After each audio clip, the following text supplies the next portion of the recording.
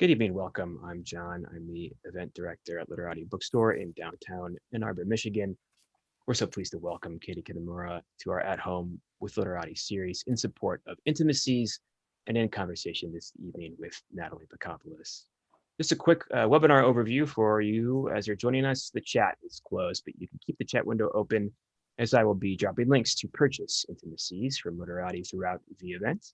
And you can use the Q&A feature that's available to you on your toolbar to submit questions at any time, and I will ask a selection of those questions on your behalf at the conclusion of the conversation this evening. Also, live transcription is available to you on the toolbar as well, should you need it. And if you're watching us later on YouTube, you can always purchase books, purchase the book tonight or more books from Literati by following the links in the description right below me. You can also subscribe to stay up to date with all of our events. And as a reminder, you can shop for more books at literatibookstore.com to have shipped to your home anywhere in the United States.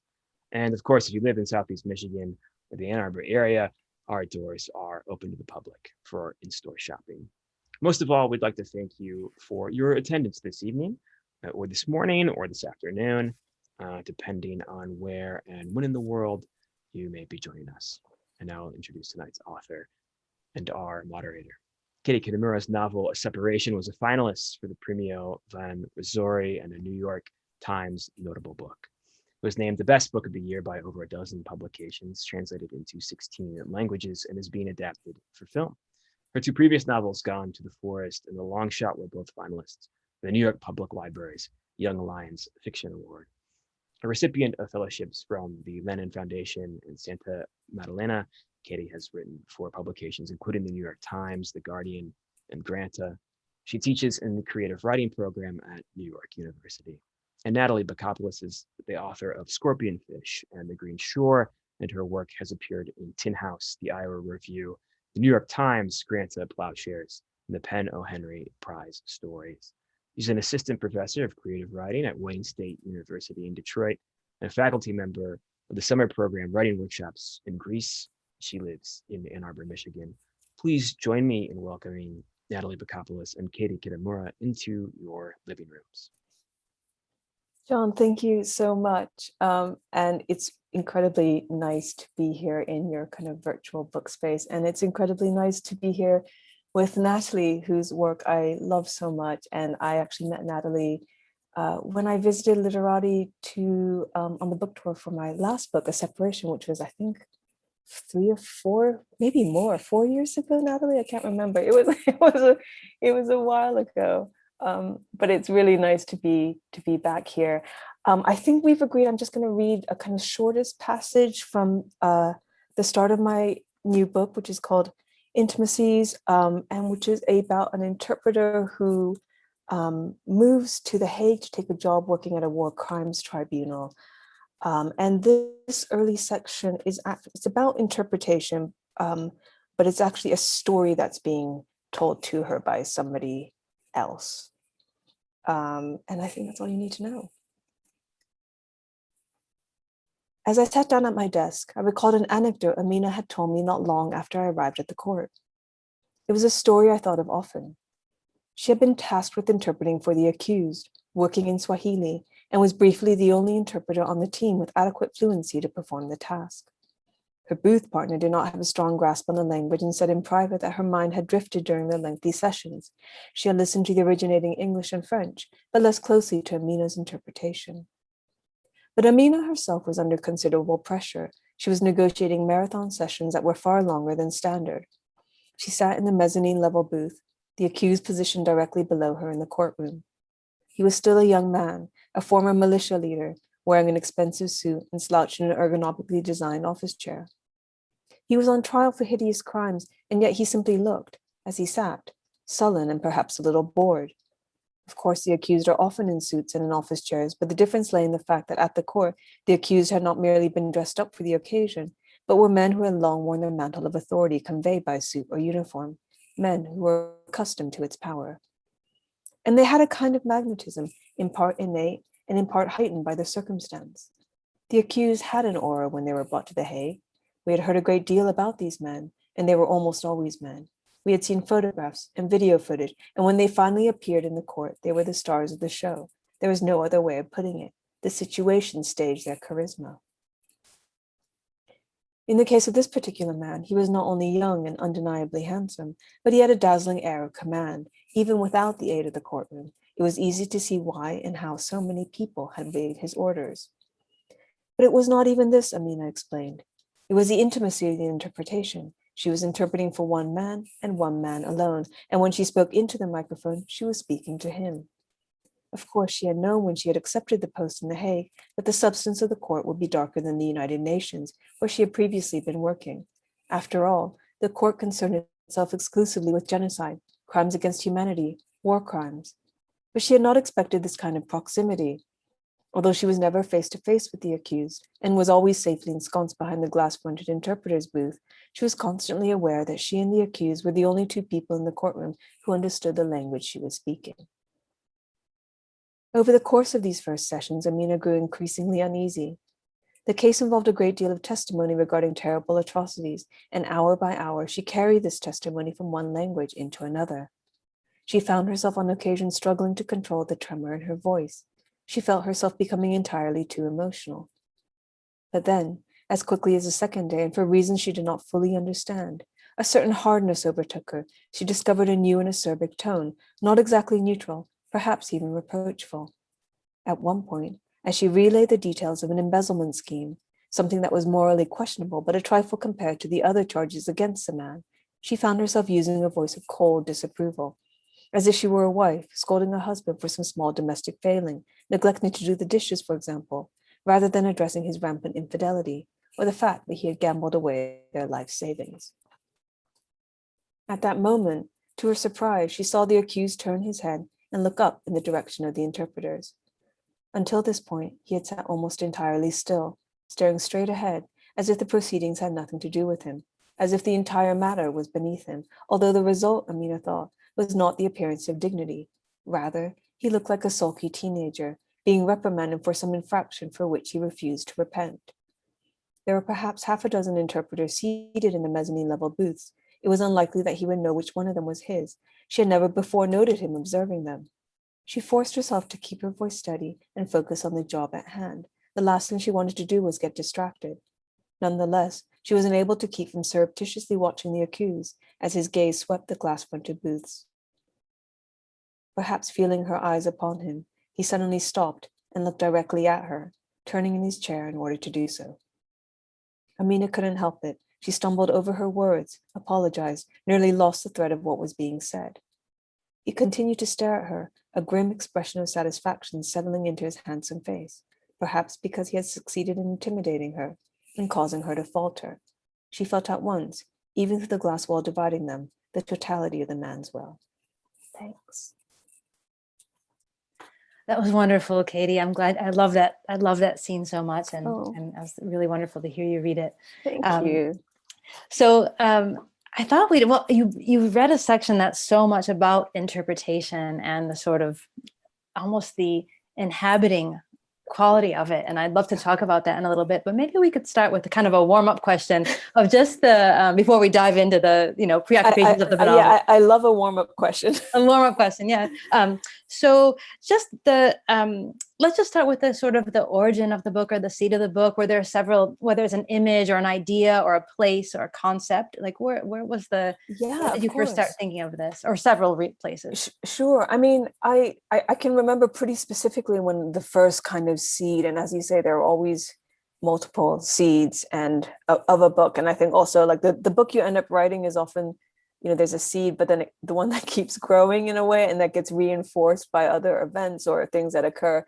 But the kind of very first inkling of this book was back in 2009. And I was listening to the radio and I heard audio from the trial of Charles Taylor in The Hague, and he was speaking in his own defense. And he was renowned for his oratorical skills, and hearing him speak was an incredibly complicating experience for me. It was, he was monstrous and grandiose, but at the same time, he was oddly compelling, and that it kind of opened up this very ethically troubling ground for me, in part because he was manipulating language with so much skill. He had incredible rhetorical skills. And as a writer, I think you're very attuned to to how language is manipulated, in part because that is, of course, what we're doing in our fiction.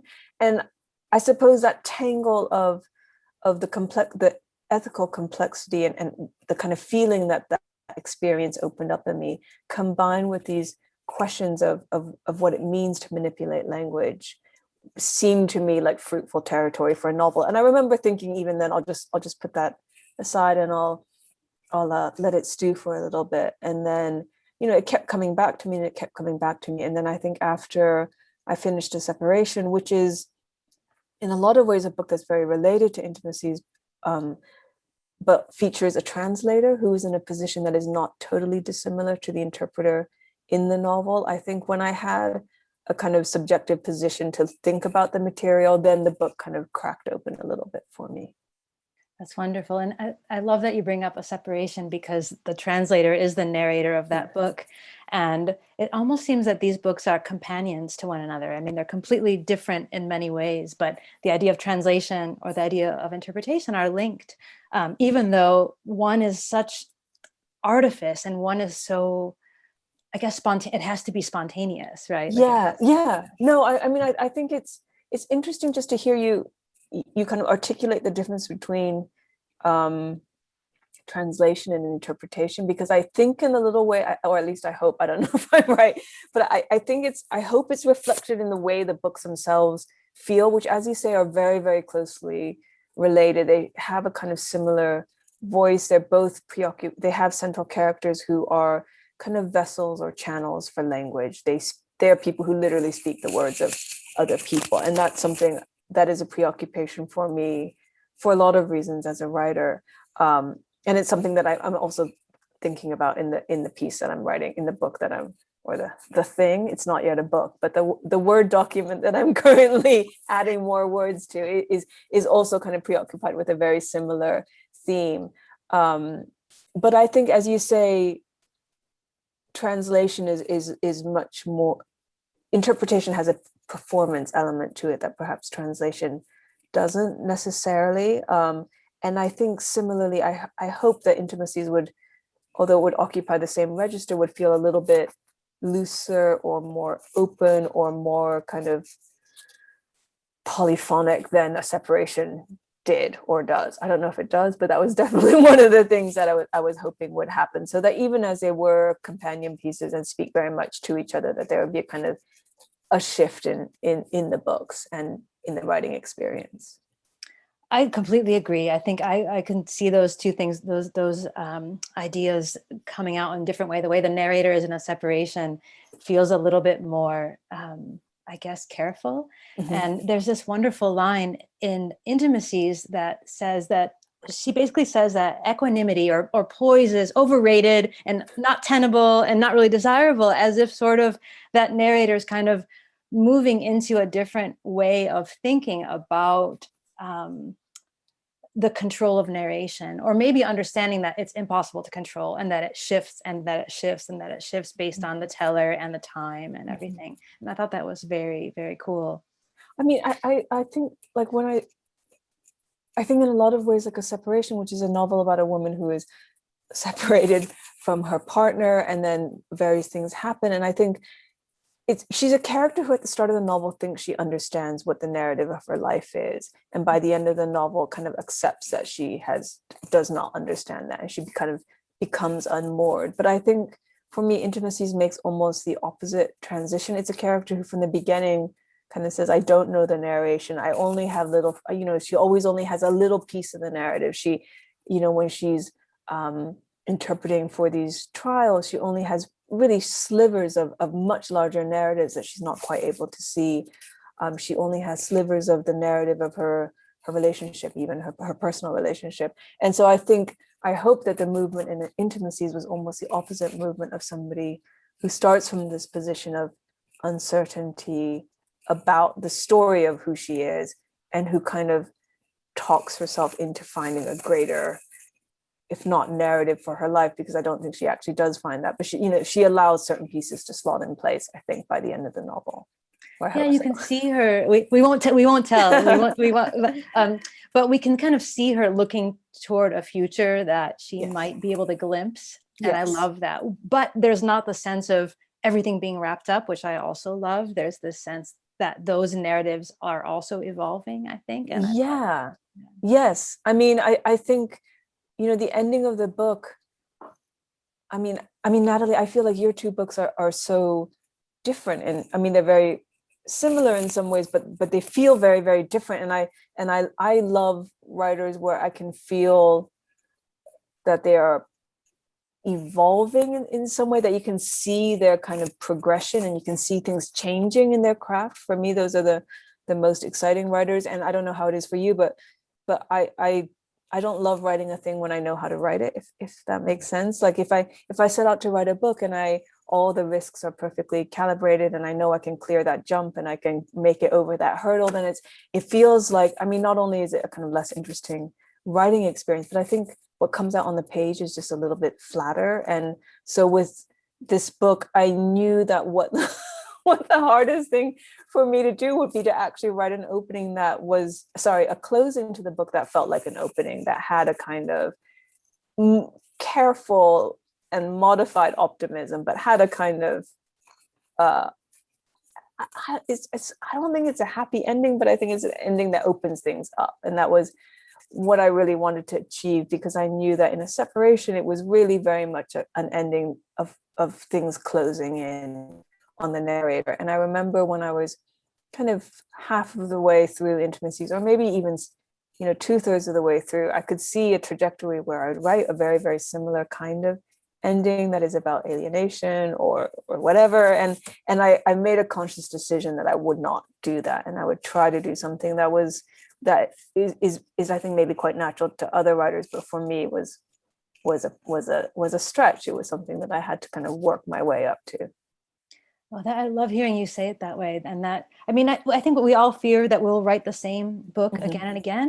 But I also think that maybe we become more confident in a certain sensibility, which is just a voice. And sometimes I think once we find that, we can tend to work around it. And I think that's why I thought these two books they're different from your previous books, but they're talking to each other, but yet they both feel like their complete own sensibilities, but both that came from you, the writer. There's like the sense of the ideas of translation, interpretation, and things like that. Yeah, and I should add that like some writers are you could say they're rewriting the same book over and over again, but I could care less. Like Javier Marias, I feel like is kind of like writing the same book over and over again, but I will read whatever he writes. And similarly, like Ishiguro, you can see like the form, the genre and the form of the books changes, but in some ways the preoccupations are exactly the same. But I will read whatever he writes, and so that's not to say that writers have to constantly abandon their entire toolkit every time they start a new book. But there is something I feel about when you can see when writers are kind of changing things up. I find that quite exciting for me as a reader. Absolutely. And even, you bring up, I know that Javier Marias is one of your favorites, or he's an influence on you. And I was thinking of that when I was reading, he has that line, and I think it's in A Heart So White, but now I'm second guessing myself. I think it's in A Heart So White where he says, translators and interpreters, they hate each other. They hate what the other person does. And I kept thinking about that, like this idea that there are these animosities between these people who are wrestling with language in different ways. Yes. And I think that comes back to what you said at the kind of a little bit earlier about how they're operating in different modalities in some way. I mean, that was something I realized when I was doing the research for the book. I for obvious reasons, I know more translators in my general social life than I know interpreters. And I don't know if when I started researching, I thought they were the same, which now seems so stupid that I can't, but I think I maybe didn't fully think it through in some way. And then when I started researching and I actually interviewed and talked to interpreters, they're the people I met at least were immensely charismatic. They felt almost like performers. They were very comfortable occupying space, and that is very different to what I had thought of them in my head. And so in that sense, meeting them opened up some understanding of what interpretation might be. That's really interesting. And so the research for the book then you had to really put yourself in it's such an embodied form, right? The way that the narrator feels fear and trembling when she's saying these words, even though she's not, she's letting, they're coming out before she can kind of comprehend them. Yes. Right. And there's a sense of it. It's almost a violence when the Yes. material is violent. I thought Yeah. that was kind of stirring. I mean, yeah. I mean, I think one of the things I thought about with the title of the book was, which is a plural. It's not. I mean, there are a number of reasons why it's not intimacy, not least of which is because obviously Hanif Qureshi already wrote a novel called Intimacy. But the plural of intimacies is as you say, on the one hand, it's this kind of desired thing that we seek out in our personal relationships, perhaps, and it's something certainly that the narrator is looking for. But intimacy is also kind of violence, and I think I might have even in a separation written about how kind of an intimacy that's forced upon you is a form of violence. And I think that's actually what happens to the character is that she's put in these situations where it's almost like not only intimacy, but almost empathy is forced upon her against her will. And empathy is, again, one of these words that's a little bit like intimacy, where it almost gets a free pass, and we just assume empathy is this no questions asked desirable thing. But I think certainly what the narrator experiences is that the empathy that she feels for the person she is interpreting for feels like a violation of some kind, and it's not something that she wants to feel, but something about embodying and inhabiting the language produces this result.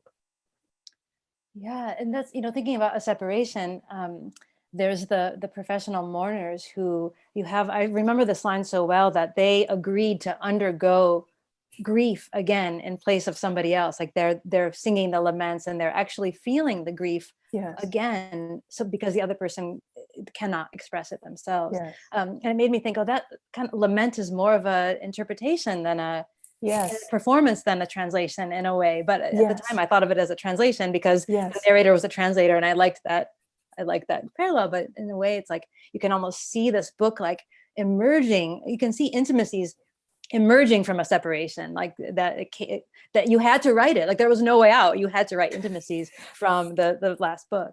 Yeah, I mean, I think performance is completely something that preoccupies me, and it's funny that you kind of mentioned that through line between the professional mourners who are performers to the interpreter, which and the act of interpretation, which is a kind of performance.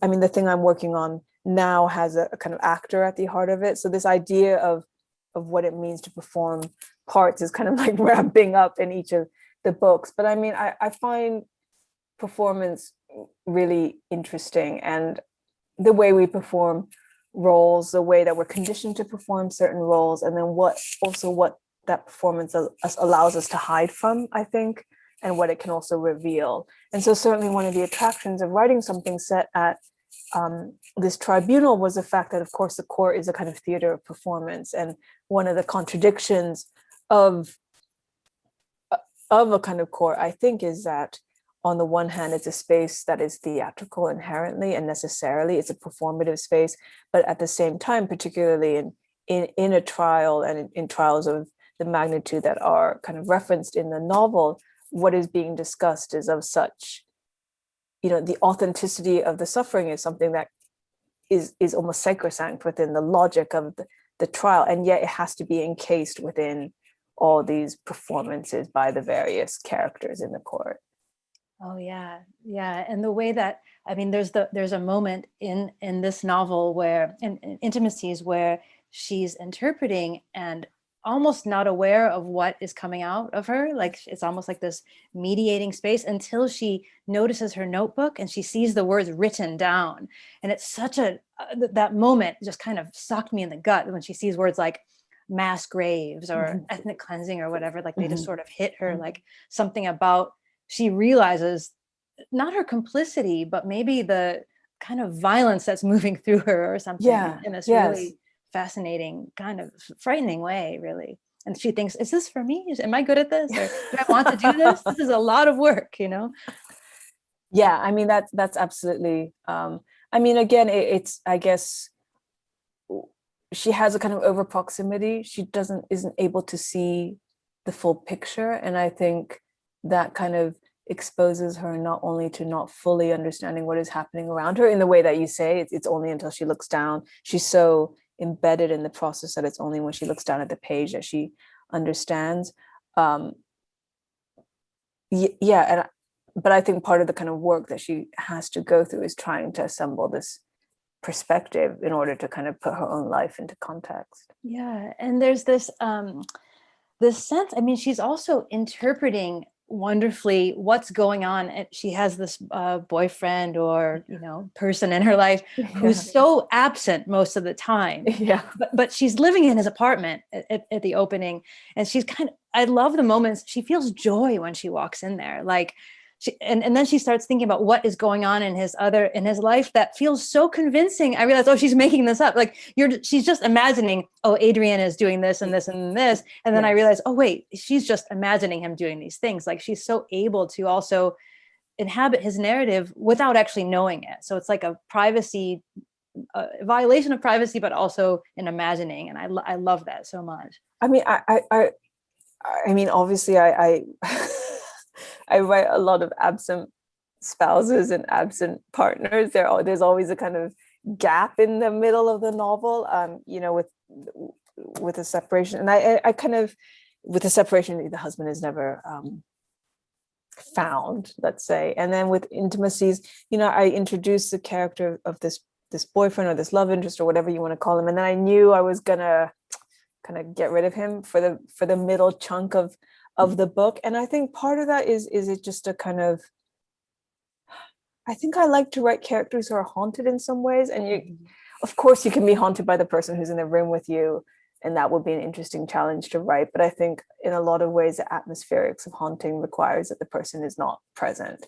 And the apartment was actually, and it was very clearly referenced in an earlier draft, and then I took it out because it felt kind of too on the nose or something. But my reference for thinking about writing that space was Mandalay in Rebecca and the Daphne du Maurier novel, and the idea that she's in a haunted house. Effectively, it's haunted by her partner, it's haunted by her partner's ex-wife, and it has the sense that what is scary about a haunted space is not so much what is there, of course, but what you imagine is there. And that's where the tension and that's where the dread lies. And I think so much of this narrator she's a kind of hypothesis generator, and she's constantly imagining and reimagining and reimagining and thinking it could be A or it could be B or it could be C. And that's where I think a lot of the anxiety of the novel really resides. It's not kind of in the plot, it's not in the concrete things that are happening, but it's actually just in the way she kind of very slowly starts spinning out. Yes, I mean, I love the way there is such the way that the plot moves, and the way that, I mean, almost in the middle of this novel, there's almost a hinge, and it's like something else takes over. And I love that move. I just thought that was just so interesting and beautifully done.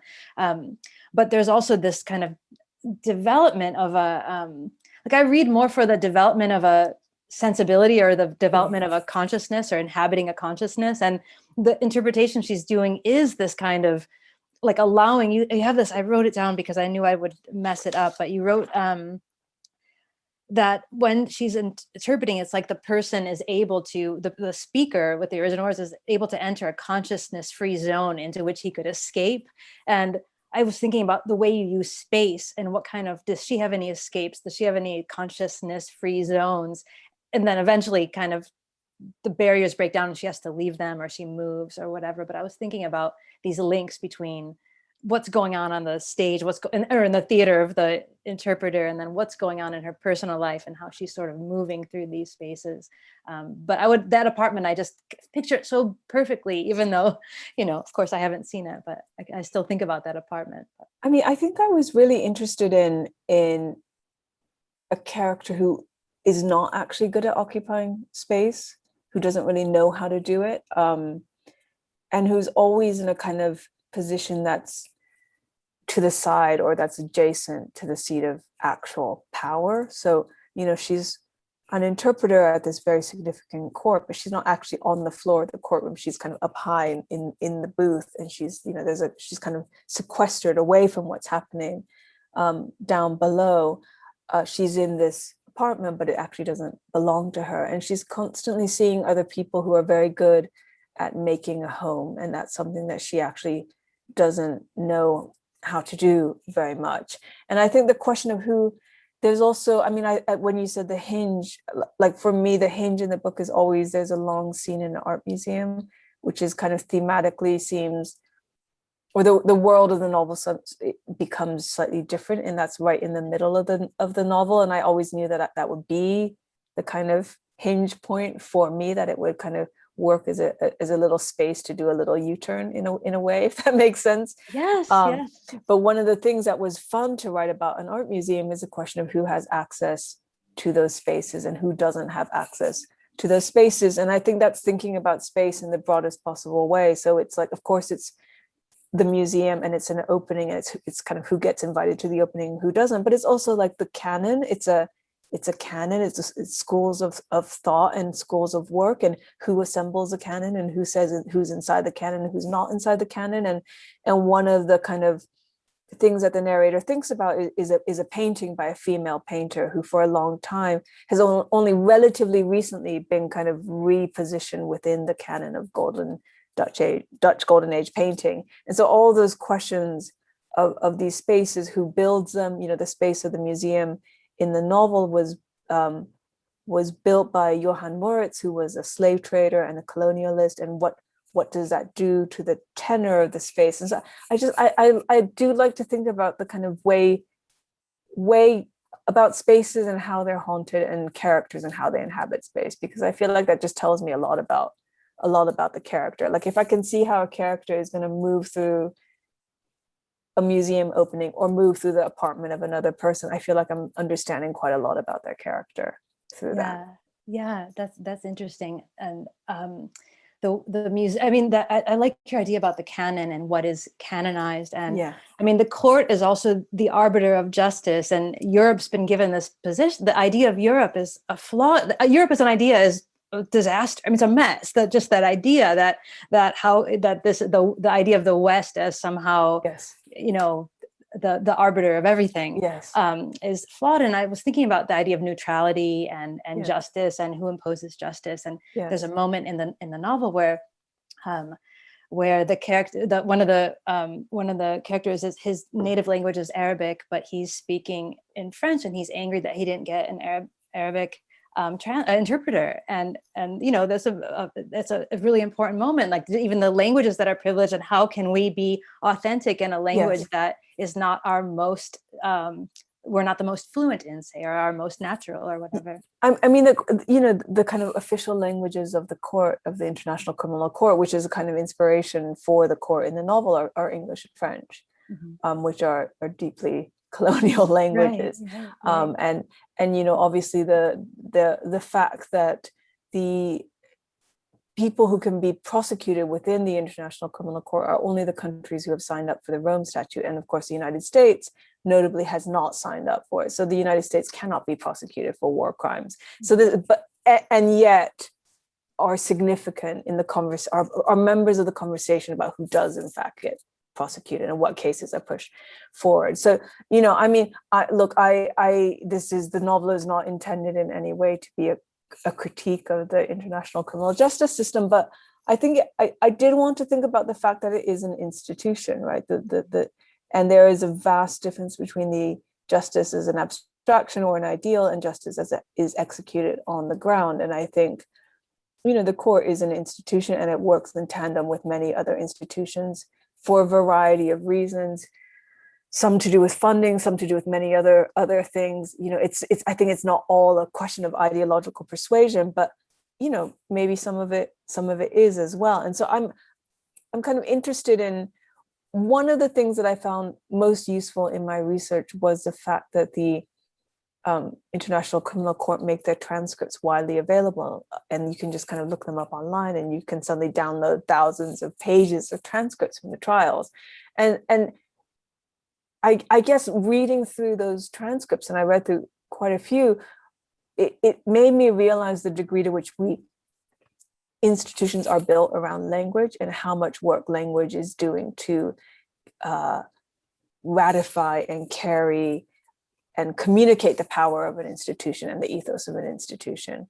So that was a kind of all the research that I did, that was probably the most useful in some ways for thinking about how this court might function as an institution. Yeah, the way that, I mean, there's so many different layers and how that comes out to just through it, just in the novel, through the characters, through what's going on, through the interpretation. I wanted to ask you about The Hague as just a setting, and when, I mean, you talked about seeing Charles Taylor early on, the seed of the novel, but then the setting. At what point did you think about the Hague being the setting, and the sort of maybe talk just a little bit about that, if you don't mind? Yeah, no, of course. I mean, I think I had a really silly experience with the location. So I knew I thought, I'll set something at a war crimes tribunal, and of course there are a number of places where it could be set, but The Hague was probably the most obvious one, and I had spent a little bit of time in the Netherlands, in Rotterdam in particular, and I thought I'd do that. And I went to The Hague and I did my research, and I did all the kind of novelty business stuff that we do, like finding the neighborhoods where my characters would be living. And I, of course, sat in on a trial at the ICC. I sat in on Laurent Gbagbo's trial, and I interviewed people. I did all the kind of the business. I think writing is so funny that it's almost like most of the time we're just at our computers, but then when we're let out in the world to do a bit of research, you get very like wrapped up in the kind of like it's like your little window of actually being a person in the world, and you can kind of get over invested in it. So I did all of that stuff, and then I came home, and we were actually living in Berlin at the time, and I went back to Berlin and I started writing. And then it was only when I finished the novel that I realized that I had actually, I'd had this sense of like, oh, there's something familiar, but I've spent time in the Netherlands before, and that's probably why things seem a little bit familiar. And it was only when I finished the novel that I realized that I had spent time in The Hague as a child. I'd spent several summers there because my father, who's an academic, had taken his sabbatical and was doing a teaching or a research thing at one of the universities there. And it was just such a kind of funny feeling that it was these memories, very, very specific memories that I had of spending time with my family, which had been a little bit free floating, as your memories from childhood often are, had suddenly just slotted directly into place, and I was able to create a context and a timeline for them. And it was such a strange experience, both that feeling of things fallen into place, and also that feeling of being so divorced from the kind of narrative of your own life that you don't recognize something that had taken place and been quite significant in your childhood, that I wrote that into the second draft, and I gave that experience to my character. So she has this experience of kind of finding The Hague, kind of eerily familiar, but not really knowing why, and then really realizing quite late in the novel that actually she has spent time there as a child, and that she has a kind of connection to this place. And that was something that was very much added in revision, but it became a kind of, I think, emotional through line for the novel, because it was really when that piece was there that I understood this is actually to some extent a novel about somebody who was looking for a reason or excuse or framework to stay in one place. And that moment becomes a kind of key moment for her.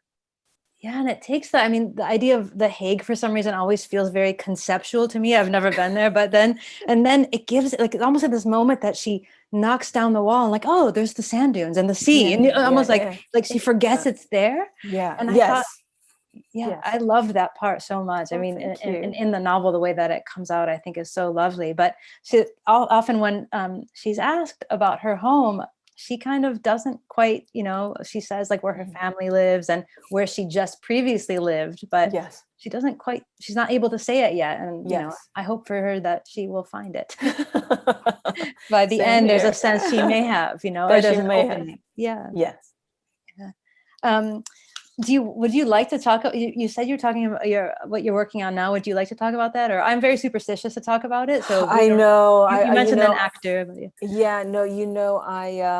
I'm also superstitious, and I don't know what I'm doing, because I keep talking about it, and I wonder if that's like some part of me doesn't want to write it or something, because I keep mentioning it so many times. But I mean, it is kind of I think about it as a third book with A Separation and Intimacies.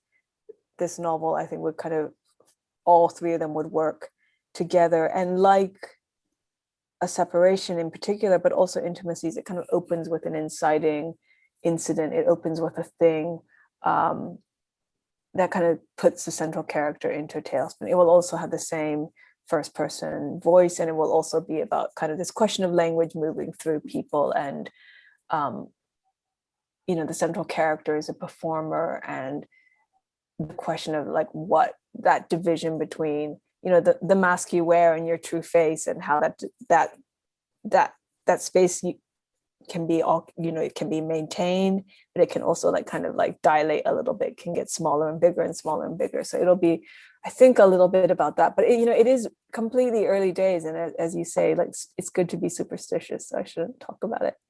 Sometimes it's nice to just say, this is what I'm working on, and you sort of commit yourself to it. I know, and then that's what I was thinking.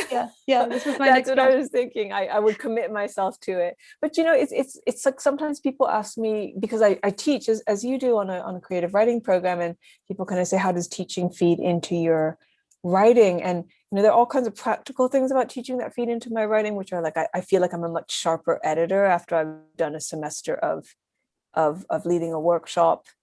Or being leading feels like the wrong word, but being a kind of workshop instructor and kind of editing many, many pages of work and talking about work, I feel like I'm a much sharper editor. But I think the most significant thing about teaching in terms of my own practices is I sit with a group of writers who are taking this kind of risk of their sharing their work very early, which is something that is so, I'm constitutionally the opposite of how I am inclined. I'm not, I share work so late. I finished an entire manuscript before I even share it with my first readers.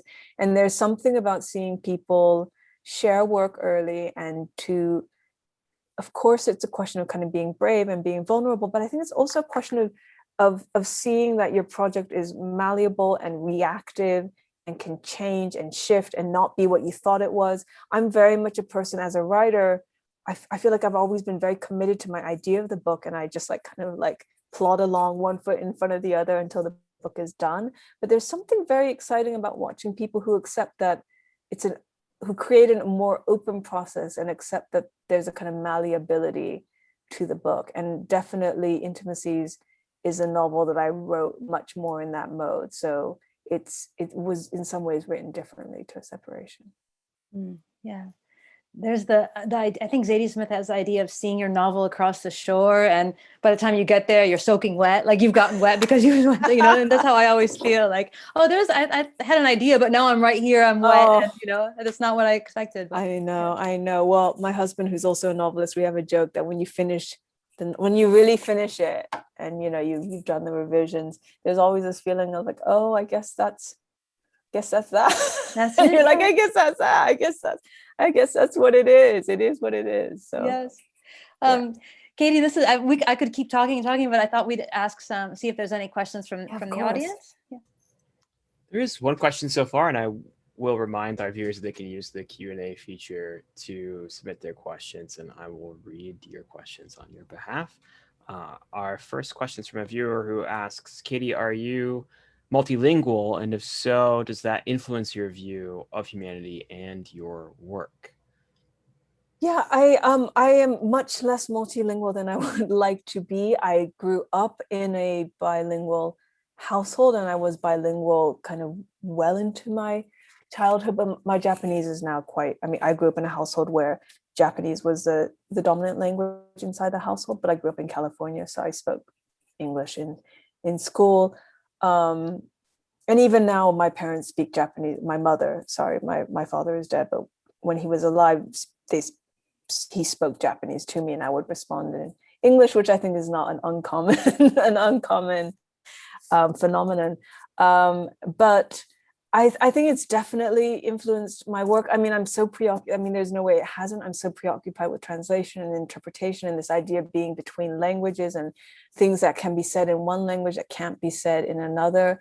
I mean, I think the other way that it's really influenced me is that much of what I read is fiction and translation. I am really trying to be, and I think I am becoming much better about reading, contemporary American fiction, but I read a lot of fiction and translation. And I think there's different ways of telling stories. The rules are different. You realize that a lot of the things that we have kind of internalized as rules of storytelling or rules of narrative or rules of writing are really artificial, and they are specific to the culture. And I think reading in translation kind of gives me, I often have this feeling like it gives me a little bit of courage. It's almost like having a drink or something, but it just reminds you that there's a lot of different ways of telling stories and no right or wrong way. And often, I read novels that are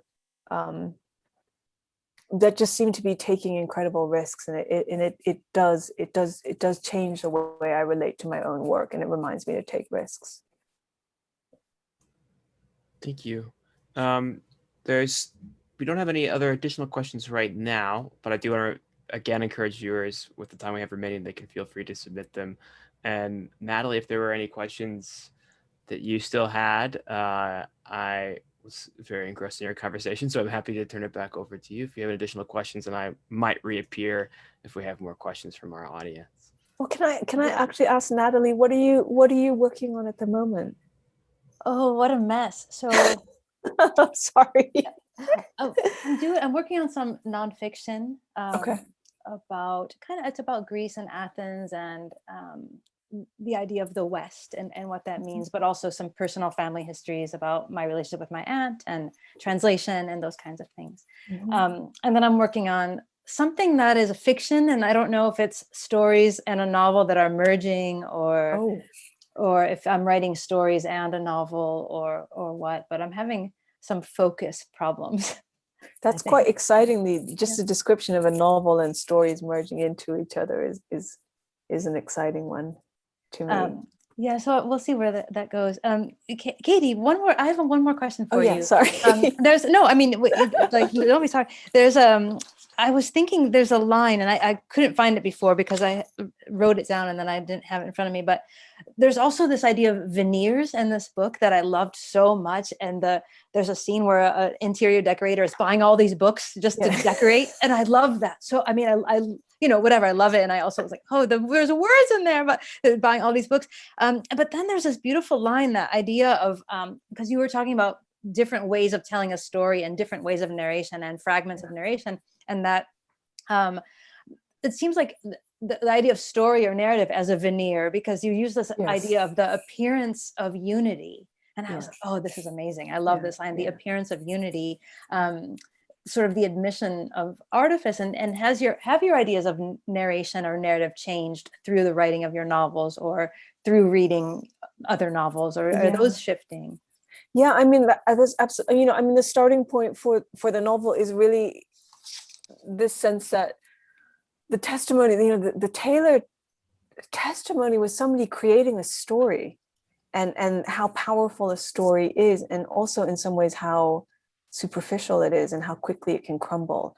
And I think, the narrator is to some extent surrounded by very, very good storytellers. There's in particular the lawyer, who's this kind of grotesque figure this defense lawyer, who's a kind of grotesque figure in the novel, but who has this kind of capacity to tell a story. And then the figure that you're referring to, Anton, who's a bookseller, and who kind of has a long section where he's just telling a story, and Amina's she hears a lot of stories. And I think it's hard as a writer not to be very aware of the artifice of storytelling and the artifice of narrative. And it's tricky, because obviously that's one of the great pleasures of reading, and that's one of the great pleasures of fiction in general. But I think I'm just suspicious of it. I think I'm suspicious of it because I think I also, what a story, you can know what a story wants. You can know what a reader, what the narrative expectation is. And that seems to me something that I'm not always comfortable in delivering, for better or worse. I mean, I'm sure many readers will fear for worse, but the kind of like fulfilling of a preset expectation, the sense that you understand the structure of the story and therefore what follows, and there's a kind of inevitability to that.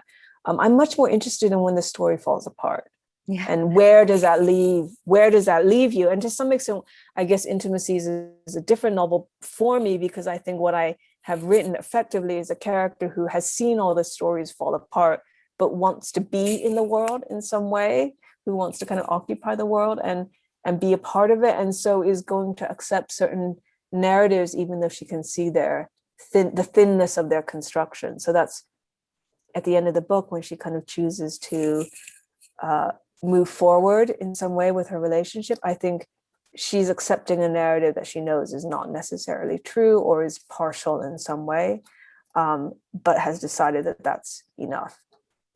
Yeah, and she's comfortable with the fact of that there is knowledge she does not have. Yeah, and that's okay. Yeah, I love that too. I've been describing it as a middle-aged romance of compromise, which is not exactly selling, I have to say. I love that description, but it's so there's so of compromise or something else of I don't know, something bigger. Like I feel like she's just turning the corner into something vast, and we don't quite see it. And I love that. I think we have one more question. Yes, we do have one more question. Yes, we do have. I think we have time for this last question.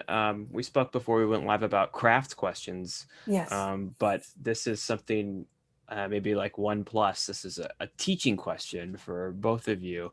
You both teach as well as write.